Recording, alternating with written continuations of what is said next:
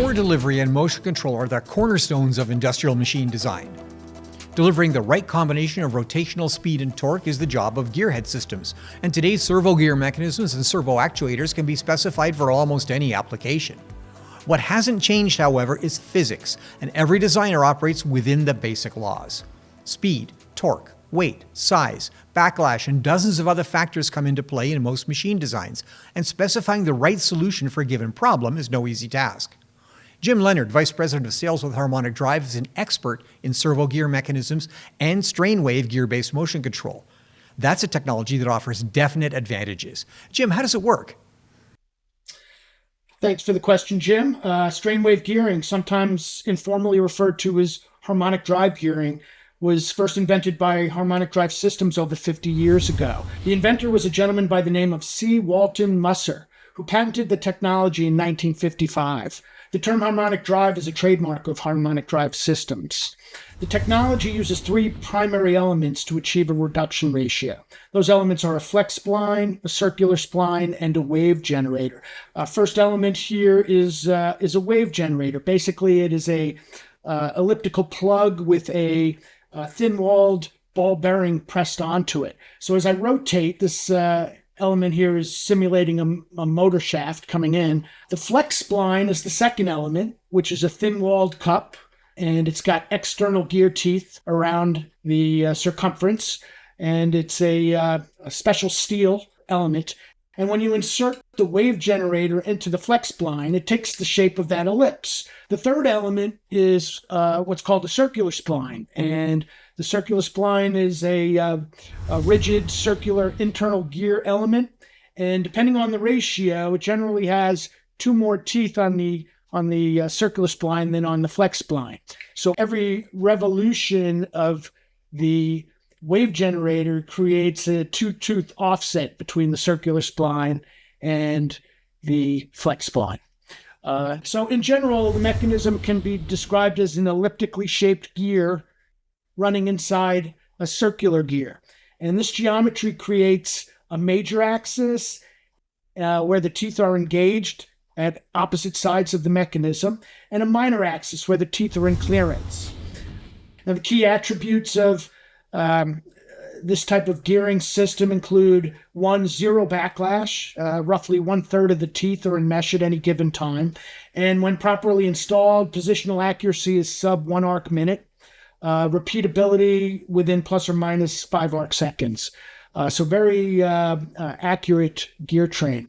The single pass gear mechanism can span industry standard ratios of 30-1 up to 160-1, and ratios can go even higher than that with custom engineered solutions.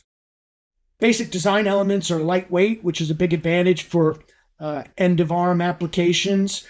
Power density and torsional rigidity are achieved through a relatively large pitch circle diameter and a significant number of teeth engaged at all times.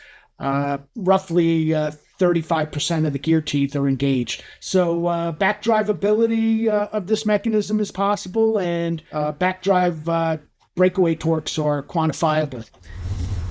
Where there are two primary configurations. One would be cup style, which we were looking at earlier, and then the other would be what's called the silcat style, where the flex spline output kind of flares out a little bit and allows for larger through bores, which is a nice attribute of this product, that you can run plumbing and electrical wires and laser light sources through the center of the gear train. There are two primary configurations, as I mentioned, cup style and silcat style. Strain wave component sets are the basic building block for strain wave gearing systems. There's a wide range of types, sizes, and ratios, offering many design options and design possibilities. Devices can be mounted into existing structures, but this requires significant design resources and experience. And manufacturing expertise is often required to successfully commission strain wave products. Component set alignment, it's a critical aspect to achieving optimal performance. Tolerancing on mating parts are critical. So perpendicularities, concentricities, they've got tolerance bands that are in the order of microns.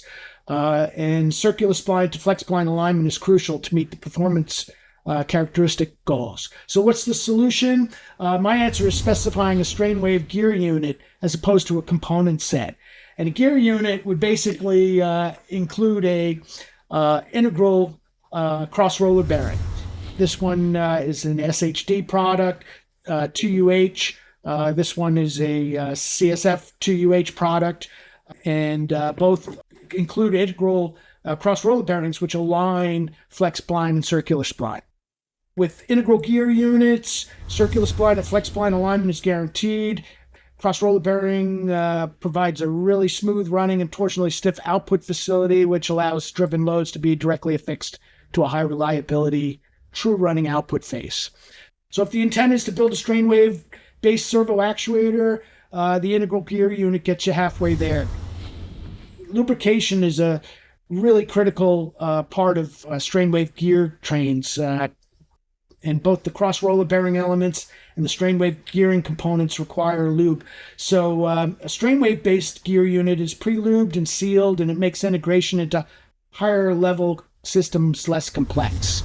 So if service life is something that's important to you, starting with a gear unit is a better way to go in terms of guaranteeing performance and maintaining lubrication in the system, and at the same time keeping debris from getting into the gear train. We've got many different grease and oil lubrications that are available. We'll recommend one based on application conditions. In general, we're looking at speeds, torques, duty cycles, output bearing loading conditions, etc. So anyway, bottom line, specifying and deploying a strain wave gear unit, which includes a pre-assembled cross roller bearing. It makes the design effort easier, and it eliminates risk associated with ground-up development using component sets. Jim, where can designers go to learn more? Yeah, they can go to our website. It would be www.harmonicdrive.net, and you will see several menus that can allow you to look at the level of product that you're interested in.